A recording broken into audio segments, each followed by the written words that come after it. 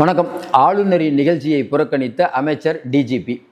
இதை பார்க்கும்போது பல பேர் என்ன சொல்லிட்டு இருந்தாங்கன்னா, இன்னைக்கு இருக்கக்கூடிய சிஎம் ஆளுநரை பார்த்து பயப்படுவார், மோடிக்கு சவால்லாம் விட மாட்டார், மோடிக்கிட்ட அடங்கி போடுவார் அப்படின்னு மூத்த பத்திரிகையாளர்கள்லேருந்து சின்ன பத்திரிகையாளர்கள் பலவிதமான பத்திரிகைகள் இதெல்லாம் சொல்லிட்டு இருந்தது.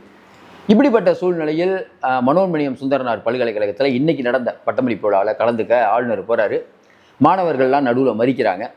இது ஒரு பக்கம் இருக்கும்போது வேலை பளு காரணமாக நான் வர முடியல அப்படின்னு டிஜிபி சொல்கிறாரு.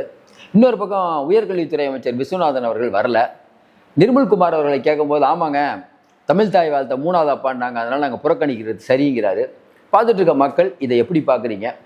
குறிப்பாக பார்த்தீங்கன்னா இது சிஎம் நாலேஜ் எல்லாமே இதை பண்ணியிருக்க முடியாது. ஒரு பக்கம் குதிரை பேரம் சம்பந்தமாக ஆளுநர் விசாரிச்சுட்டு இருக்கும்போது இந்த மாதிரி டிவிக்கு அரசு பண்ணால் ஆளுநர் கோச்சிக்க மாட்டாரா? குதிரை பேர விஷயத்தில் இன்னைக்கு இருக்கக்கூடிய அதிமுக எம்எல்ஏக்கள் எல்லாம் டிவிக்கே வாங்குது அப்படின்னு எடப்பாடி பழனிசாமி கம்ப்ளைண்ட் பண்ணியிருக்காரு. அப்போ ஆளுநர் டிவிக்கே மேலே இன்னும் கோவப்படுவார். நம்ம நிகழ்ச்சிக்கே வரல அப்படின்னா ஆளுநருடைய மனநிலையை நல்லா யோசனை பாருங்க. ஆளுநர் கோவப்பட்டாலும் பரவாயில்ல அப்படின்னு இன்னைக்கு டிவிக்கே ஒரு முடிவு எடுக்கிறதுனா இந்த டிவிக்கே அச்சப்படக்கூடிய ஒரு கட்சியா? ஏன்னா பலவிதமான விஷயங்கள்ல பல பேர் பேசும்போது சொல்றது என்னன்னா, மோடி அவர்களுடைய பல விஷயங்களை இன்னைக்கு இருக்கக்கூடிய சிஎம் கடுமையாக எதுக்க மாட்டாரு, அவரே ஸ்ட்ரைட்டாக அறிக்கையெல்லாம் விட மாட்டாரு. குறிப்பாக பார்த்தீங்கன்னா இந்த கற்பகம்பூச்சி ஜனதா கட்சி போராட்டம் நடத்திட்டு இருக்குது, அது மாணவர்கள் மேலே தடியடி நடத்துகிறாங்க. அப்போ டிவிக்கு கட்சி சார்பாக என்ன அறிக்கை விட்டாங்கன்னா, இது தவிர்த்திருக்கப்பட வேண்டுங்கிறாங்க. இதுக்கு வலிமையான ஒரு கண்டனம், மோடி அரசே நீங்கள் பண்ணது தப்பு, நீ பதவி விலகு, அந்த ரேஞ்சில் ஸ்டாலின் இருந்தால் பேசியிருப்பாரு. ஆனால் இன்றைக்கி இருக்கக்கூடிய சிஎம் விஜய் வாயே திறக்க மாட்டுறாரு. இதெல்லாம் திமுக அடிக்கடி சொல்கிற வார்த்தை. சமீபத்தில் ஸ்டாலின் அவர்களோட கூட சொன்னார், மேகதாது பிரச்சனையை பற்றி நீங்கள் மோடிக்கிட்ட போய் நேராக பேசுங்க, ஏன் மோடியை பார்க்க பயமா? ஏன்னா கரூர் சம்பவத்தில் சிபிஐ உங்கள் மேலே சார்ஜ் ஷீட் போட்டுருங்கிற பயமா? அதனால தான் நீங்கள் பார்க்க பயப்படுறீங்கிற மாதிரிலாம் சொல்லிட்டு இருந்தார்.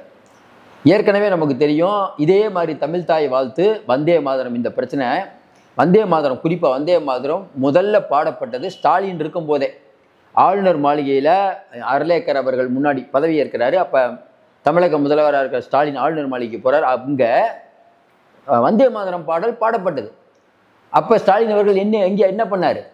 அப்பெல்லாம் அமைதியாக இருந்துட்டு இன்னைக்கு இருக்கக்கூடிய சிஎம் அப்படி பண்ணக்கூடாது இப்படி பண்ணக்கூடாது அப்படின்னு சொல்கிறது அப்படிங்கிறது அரசியல் காழ்ப்புணர்ச்சி தான் ஒன்று. இன்னொன்று, கடந்த காலங்களில் ஆளுநர் ரவி அவர்களை நீங்கள் எப்படி பயந்தீங்க? முதல் வருஷம் ஆளுநருடைய டீ பார்ட்டிக்கு போனீங்க, நீங்கள் மட்டும்தான் போனீங்க, உங்கள் கூட்டணி கட்சிகள் போகல. கூட்டணி கட்சிகள் தனியாக போராட்டம் பண்ண விட்டுட்டு நீங்களும் உங்கள் குடும்பமோ துரைமுருகனை மட்டும் கூட்டு போய் டீ பார்ட்டியில் கலந்துக்கிட்டீங்க. அடுத்த வருஷம் நீங்கள் போகல. ஏன் போகலன்னு கேட்டால், ஆளுநர் தப்பு பண்ணுறாரு, தமிழ்நாட்டுக்கு துரோகம் அளிக்கிறார், தமிழ் தாயை களங்கப்படுத்தி விட்டார், வள்ளுவரை இழிவுபடுத்தி விட்டாருன்னு சொன்னீங்க. அதுக்கு அடுத்த வருஷம் நீங்கள் போனீங்க, என்னங்க இழிவுபடுத்திட்டாருன்னு சொன்னீங்க, போன வருஷம் இந்த வருஷம் போனீங்கன்னா அது போன வருஷம் ஆளுநர் அப்படிங்கிற பதவிக்கு ஒரு மரியாதை இருக்குது அப்படிங்கிறீங்க. ஆளுநர் தனிப்பட்ட ரவிக்காக நாங்கள் போகல, அந்த ஆளுநருங்கிற பதவிக்காக போனோம் அப்படின்னீங்க. போன வருஷம் ஆளுநர் அப்படிங்கிற பதவிக்கு மரியாதை இல்லை, இந்த வருஷம் வந்துருச்சா? அப்போ கடந்த காலங்களில் நீங்கள் எவ்வளவு பயந்து ஆட்சி நடத்தினீங்கிறது ஊருக்கெல்லாம் தெரியும். அப்போ இன்னைக்கு இருக்கக்கூடிய சிஎம் களங்கப்படுத்தணுங்கிறதுனால மோடியை பார்த்து பயப்படுறாரு, ஆளுநரை பார்த்து பயப்படுறாரு. அதுவும் இல்லாமல் பதவி ஏற்பதற்கு கேட்பதற்கு ஆளுநர் மாளிகைக்கு எத்தனை தடவை சென்றார். ஆமாங்க, அவர் தானங்க பதவி பிரமாணம் பண்ணி வைக்கணும். டெல்லியில் இருக்கக்கூடிய மோடி நீங்கள் டிவிக்கு அரசு பதவி ஏற்கிறத விரும்புவாரா? நீங்கள் மோடி எடப்பாடி எல்லாம் சேர்ந்து ஒரு விஷயம் பண்ணும்போது அமைதியாக தான் இருக்கணும். முள்ளு மேலே சேலையை போட்டாங்க, நாசுக்காக தான் எடுக்கணும். அப்போ போய் வீரெல்லாம் காட்டியிருக்கக்கூடாது. ரொம்ப சரியான நடவடிக்கை. மோடிக்கும் பயப்பட மாட்டோம், ஈடிக்கும் பயப்பட மாட்டோம்னு சொல்லிட்டு யார் கடைசி நாட்களில் மண்டியிட்டது? நிதி ஆயோக் கூட்டத்துக்கு 2 வருஷம் போகாமல் கடைசி வருஷம் ஏன் போய் நீங்கள் மோடியை பார்த்தீங்க? அதெல்லாம் மக்களுக்கு தெரியாமையே இருக்குது. இப்போவும் சொல்கிறோம், தமிழ் தாய் வாழ்த்து புறக்கணிக்கப்படுவதை யாரும் ஏற்றுக்கொள்ள மாட்டார்கள். அந்த ஒரு விஷயத்தை வச்சு தான் இன்னைக்கு ஸ்டாலின் ஓட்டிட்டு இருந்தார். தமிழை இழிவுபடுத்தி விட்டார்கள்னு புறக்கணிச்சிருக்காங்க. இப்போ ஸ்டாலின் அவர்கள் பேசணும், என்ன சொல்லணும்? பரவாயில்ல, தைரியமாக புறக்கணித்திருக்கிறார்கள், டிவிக்கு அரசுக்கு என்னுடைய பாராட்டுக்கள், ஆளுநரை தைரியமாக எதிர்த்த இதை சொல்லுங்க. இதுக்கும் ஒரு வேளை இப்போ திமுக அமைதி ஆயிடுச்சு. ஐயோ நம்ம ஒன்று நினைச்சா இவங்க ஒன்று பண்ணிட்டாங்களே. சரி, காங்கிரஸ் அமைச்சர் உயர்கல்வித்துறை அமைச்சர் விஸ்வநாதன் போல அதை சிஎம் கண்டிப்பாருன்னு பார்த்தா நிர்மல்குமார் அவர்கள் ஆமாம் போவாது சரிதான் அப்படிங்கிற மாதிரி சொல்கிறாரே. அப்போ மோடியை எதிர்ப்பதற்கு இன்றைக்கி இருக்கக்கூடிய சிஎம் தயாராகி விட்டாரா? ஏன்னா இந்த சிஎம்மை பொறுத்த வரைக்கும் அப்படி அமைதியாக இருந்தார். டக்குன்னு விக்கிரவாண்டியில் போய் திமுகவை திட்ட ஆரம்பிச்சார். பார்த்துருப்பீங்க, ஃபஸ்ட்டு கூட்டத்தில் அவர் இப்படி பேசுவார்னு யாரும் எதிர்பார்க்கல. நாடாளுமன்ற தேர்தலில் கண்டிப்பாக இன்றைக்கி இருக்கக்கூடிய சிஎம் மோடியை திட்டியே ஆக வேண்டும். அவரும் டைம் பார்த்துட்டு இருக்காரு, மோடியும் டைம் பார்த்துட்டு இருக்காரு. மோடி என்ன யோசிக்கிறாரு, சரி போகிற வரைக்கும் போட்டோம், இன்னைக்கு திமுக அடின்னு அடிக்கிட்டோம், திமுக நம்மகிட்ட வந்து கெஞ்சினா அந்த 22 எம்பிக்கள் நமக்கு ஈஸியாக கிடப்பாங்கன்னு அவர் ஒரு கணக்கு போட்டுட்டு இருக்காரு. திமுக என்ன கணக்கு போடுது, மோடியும் விஜயும் சண்டை போட்டால் நமக்கு நல்லதுன்னு கணக்கு போடுது. விஜய் அவர்கள் என்ன யோசிக்கிறார், சிஎம் அமைதியாக இருப்போம், நமக்கானதை வாங்கிட்டே இருப்போம், எலெக்ஷன் வரத்துக்கு கொஞ்ச நாளைக்கு முன்னாடி சண்டை போடுவோம், இப்போவே சண்டை போட்டால் நிறையா நிதியை நிறுத்திடுவாங்க. குறிப்பாக கோயம்புத்தூர் உள்ளிட்ட நகரங்களுக்கு மெட்ரோ இல்லைன்னு சொன்னது வந்து பிஜேபி அரசனுடைய பழிவாங்கும் நடவடிக்கை. நேற்று பாராளுமன்றத்தில் அன்புமணி அவர்கள் கேட்குறாரு, மேகதாதுல அணை கட்டுறாங்களே, ஆமாங்க உங்களை கேட்டு அணை கட்டணுங்கிற அவசியம் இல்லை, உச்சநீதிமன்றமே சொல்லியிருக்கு அப்படின்னு அமைச்சர் சொல்கிறாரு, மத்திய அமைச்சர். இது எவ்வளோ பெரிய அடாவடித்தனம், அதனால தான் இன்றைக்கி வச்சாங்க ஆப்புங்கிற மாதிரி. இப்பவும் சொல்கிறோம், இன்றைக்கி உயர்கல்வித்துறை அமைச்சர் விஸ்வநாதன் போவாது கூட விஷயம் இல்லை, டிஜிபி போகாமல் இருக்கார் பாருங்க. ஏன்னா டிஜிபிலாம் பதவியில் இருக்காருங்க. இப்போ ஆளுநர் நினச்சா அவரை கூப்பிட்டு கேட்கலாம், ஆளுநருக்கு நினச்சா டிஜிபி கமிஷன் எல்லாத்தையும் கூப்பிட்டு சட்டம் ஒழுங்கு எப்படி சும்மாவே கூப்பிடலாம், ஏன் நிகழ்ச்சிக்கு வரல இல்லை கூப்பிடுங்க டிஜிபி, அப்புறம் எப்படி இருக்குது சட்டம் ஒழுங்குலாம், நிறைய இடத்துலலாம் போதைப் பொருள் வர மாதிரி கம்ப்ளைண்ட் வருது, இல்லை என்ன நடவடிக்கை எடுத்தீங்க கேட்கலாம். காலையிலேருந்து சாயங்காலம் வரைக்கும் உட்கார வச்சு என்னென்ன பண்ண முடியும் பண்ணலாம். ஆளுநருக்கு அந்த அதிகாரம் இருக்கிறது. உங்கள் அதிகாரம் இருந்தாலும் பரவாயில்ல, நாங்கள் அப்படித்தான் அப்படின்னு சொல்கிறதுக்கு ஒரு தைரியம் வேண்டும். கடந்த காலங்களில் திமுக பண்ணது போலியான ஒரு நாடகம். இன்றைக்கி இருக்கக்கூடிய டிவிக்கு அரசு எப்படி பண்ணுற ஒன்று, அதாவது என்ன, இது வந்து சில பேர் சொல்கிறாங்க இது அசட்டு துணிச்சல், தேவையில்லாமல் ஆளுநரை பகைச்சிக்கிறாங்க பிஜேபி சொல்கிறாங்க. இப்பவும் சொல்கிறோம், தமிழ்தாய் வாழ்த்து விஷயத்தில் நாம் விட்டு கொடுக்கக்கூடாது. ஏற்கனவே ஆளுநர் மாளிகை அப்படிங்கிறது தமிழ்நாடு தமிழகம்னு ஆரம்பித்து, ஆளுநருக்கு காவி உடையை ஆரம்பித்து, வைகை ஆற்றை சுத்தம் பண்ணலைன்னா நான் சுத்தம் பண்ணுவேன்னு சொல்கிறதுல ஆரம்பித்து, எல்லாரும் ஆளுநர் மாளிகைக்கு மனு கொடுக்க வாங்க, நான் சிஎம்கிட்ட சொல்லி நிறைவேற்றி தரேன் அப்படின்ட்டு நேராக கோட்டைக்கு போனால் சிஎம்கிட்ட மனு கொடுக்க போகிறாங்க. நீங்கள் யார் நடுவில், நீங்கள் ஒரு கான்ஸ்டியூஷன் அத்தாரிட்டி.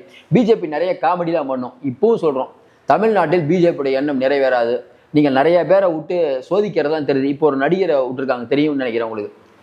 நம்ம இவர் ஓம் நமச்சிவாயா அப்படிங்கிறதுல ஆரம்பித்து ஜெய்கேந்திரன் முடிக்கிறாரு ஐயா தனுஷுக்கு பின்னால் பிஜேபி இருந்து கொண்டு அவரை ஆட்டி வைக்கிறது. ஒரே ஒரு விஜய் அவர்கள் சிஎம் ஆன உடனே எல்லா நடிகர்களுக்கும் ஆசை கிளம்பிடுச்சு, நம்மளும் கட்சி ஆரம்பம், தனுஷ் வரலாம், நம்மை பொறுத்த வரைக்கும் வரலாம், என்ன வேணால் பண்ணுங்க, நாட்டுக்கு மக்களுக்கு நல்லது பண்ணால் யார் வேணால் வரலாம், ஆனால் நீங்கள் எந்த பின்புலத்தோடு வருகிறீர்கள்ங்கிறது தெரியும்.